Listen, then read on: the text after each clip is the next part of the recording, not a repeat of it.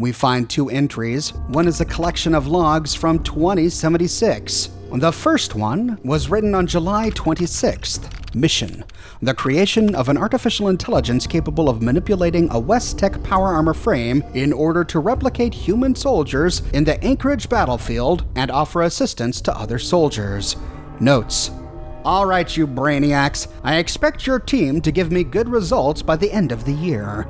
Otherwise, those beautiful stars and stripes that wave outside this bunker will turn into a hideous shade of commie red, and I will have your heads on a silver platter before those red bastards eat out my heart.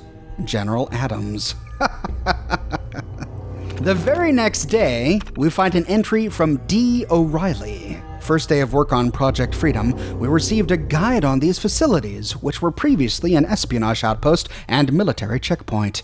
We were also guaranteed that this bunker could serve as a fallout shelter in case the bombs dropped, and that due to the inconveniences of the location being rather small, we could use them during the development cycle, so long as we reported it to General Adams. In the next one, August 8th, progress on the project has been slow due to the fact that the request for the power armor frame was delayed, and once it got here, we had to ask West-Tech for the technical manual on how the operator connects to the power armor, especially with the haptic drives and the leg servos. Nonetheless, Dr. Chilton's expertise on robotics has allowed us to create a prototype program that initializes all the basic components on the power armor frame, which is a good start. October 4th, we have only accomplished to make the AI to move the left-hand thumb. Richardson almost had a collapse trying to make the redacted thing to work. Most of the problems stem from the fact that the frame's firmware is not meant to receive input that's not from inside the frame. So most of the code we have now is a horrible hack. We've tried to convince Adams to allow us to develop instead a specific suit made with its own firmware, but he claims that this would turn the project into building a glorified sentry bot, plus the frames are already in mass production, and stopping it would cost us staying in the war for a longer time. I have to admit he has a point, but then again, why are we even making this if they could just batch a couple of hundred of robots to fight? That is a good point. I guess we have to presume that the US military already had an excess of power armor, and it would have been cheaper to have the power armor fight on its own than to build a whole bunch of robots. But then again, robots are not exactly rare, and as we learned from the Automatron DLC, not terribly expensive to make. So O'Reilly here does raise a good point. Why make automated power armor when you can just make a bunch of robots?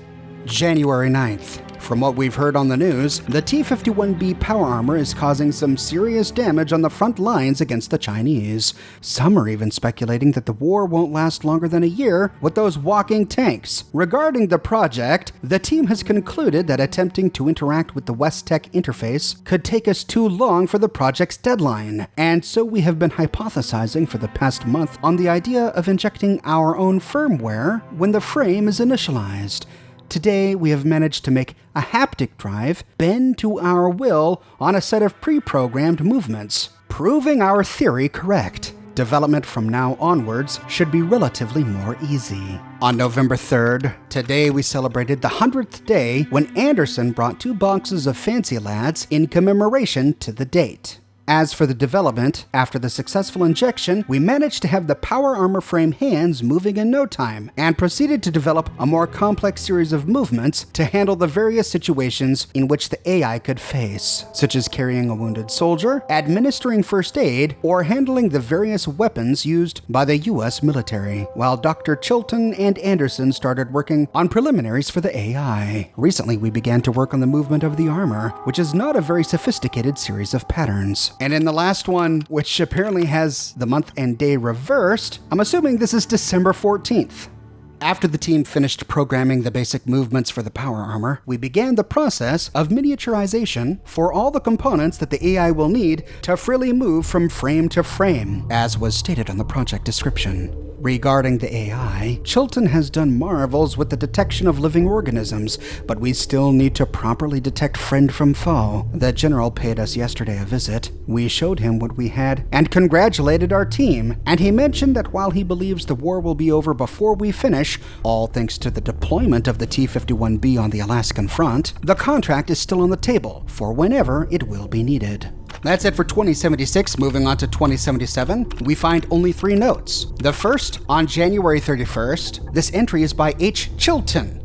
It is with a heavy heart that I record the passing of the late Dr. O'Reilly, who died in duty when mistakenly confused with a communist by the power armor. As we began testing today on the connection between the frames and AI, the doctor was determined by the AI to be a communist and was strangled to death by it. I have now been appointed as director of the project, and even though we won the war against China, the situation on the home front requires more control, and so our project goes on.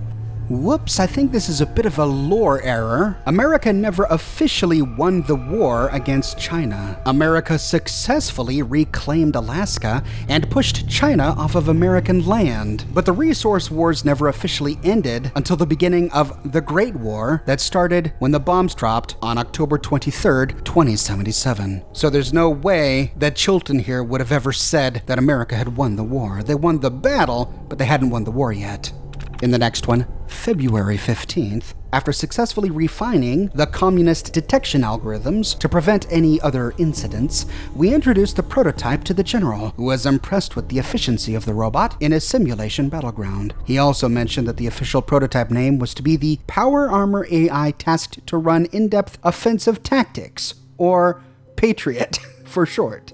I swear to heavens above us, this man is crazy, but he's the one signing the paychecks. And in the final one, on March 19th, after exhaustive testing on the emergency issues, the team has concluded that the Project Freedom's mission is done. We have produced one complete prototype, designated Patriot, that fulfills the necessity of an AI capable of combat, using a Westech power armor frame as its skeleton.